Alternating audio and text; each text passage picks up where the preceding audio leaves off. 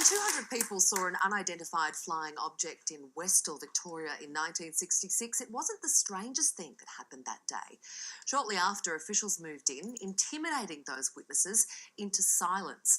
Response crews were ordered not to make official reports and, as our investigation will prove, documents were destroyed. Just what is our government trying to hide? Ida Buttrose investigates.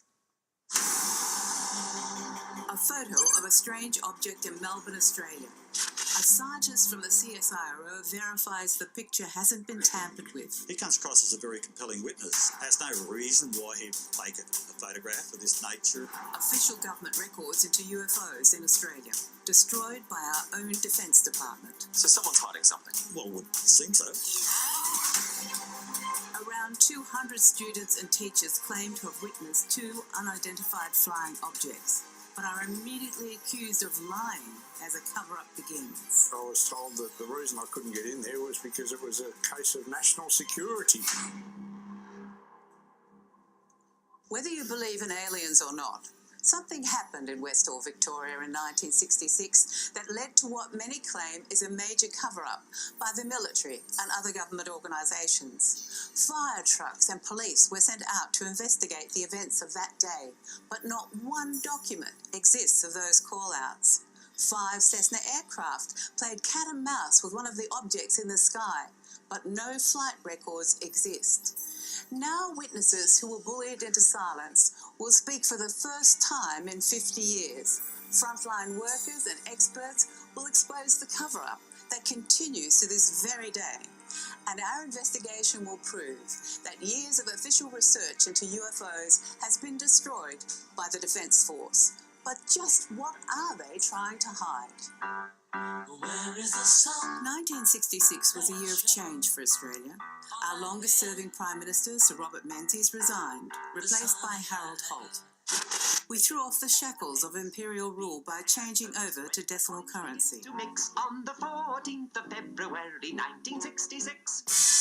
Work halted on our most iconic landmark, the Sydney Opera House, after the dramatic resignation of architect Jorn Utzon. Our nation was thriving, and for most, life was good.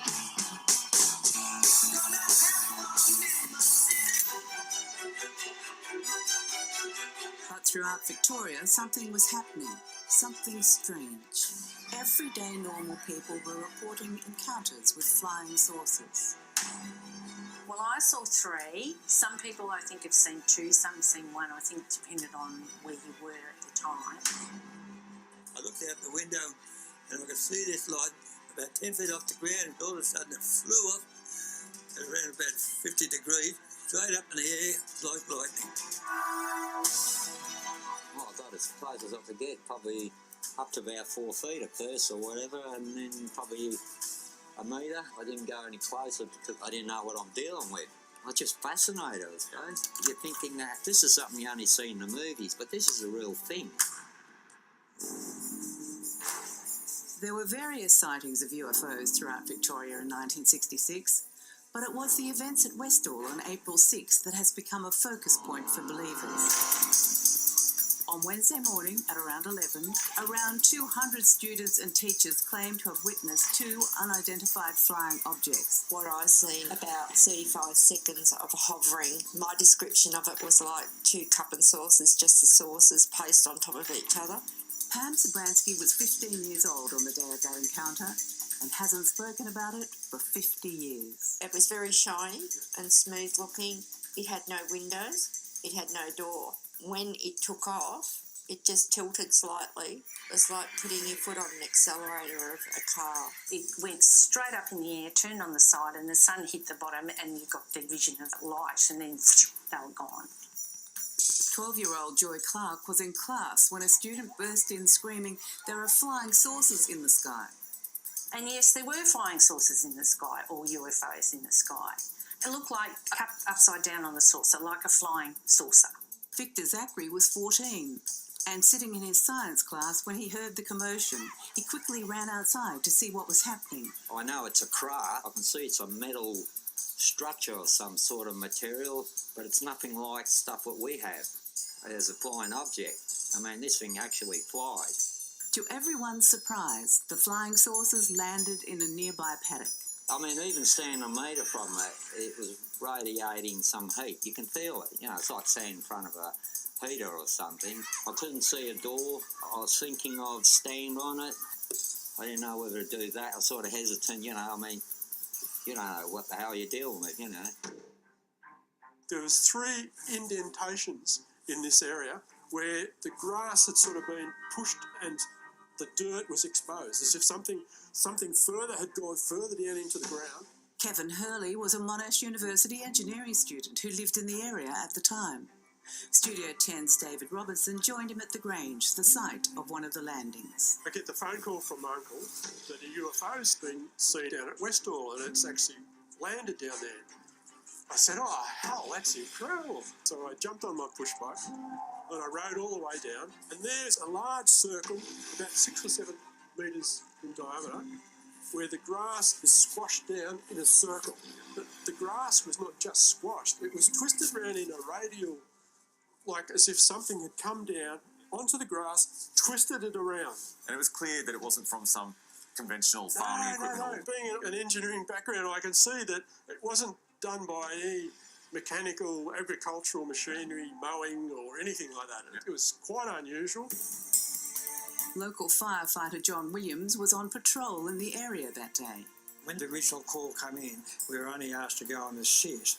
One of the notations was that don't send word back unless it's a fire. So we thought, goodness, it must have been a murder or some people lying here dead or what have you. No official records or documents exist of this call-out, and it's intriguing that John's unit was told they can only report back if there's a fire. That means anything else, like a UFO for example, was not to be reported. The cover-up had begun. Yeah, well, this is where it starts to get into the, I guess, the ambit of the cloak and dagger cover-up.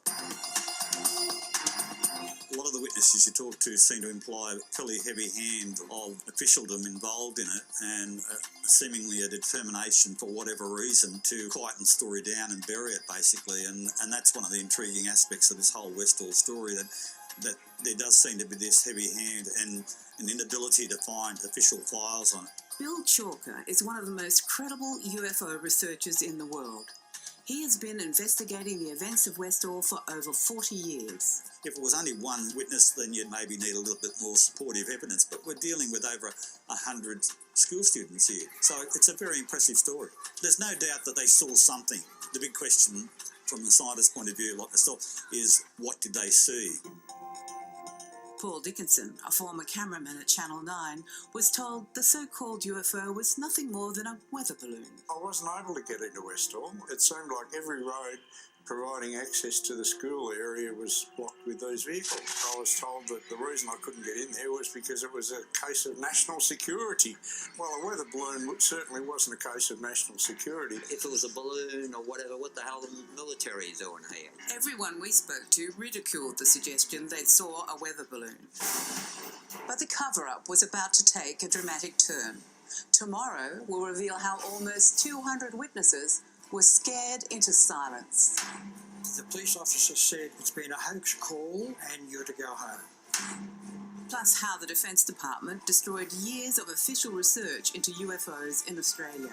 The United States was very good at covering up right from the word go any sort of unidentified flying object sightings. And a Polaroid photo declared genuine by a CSIRO scientist. The bottom of it was round.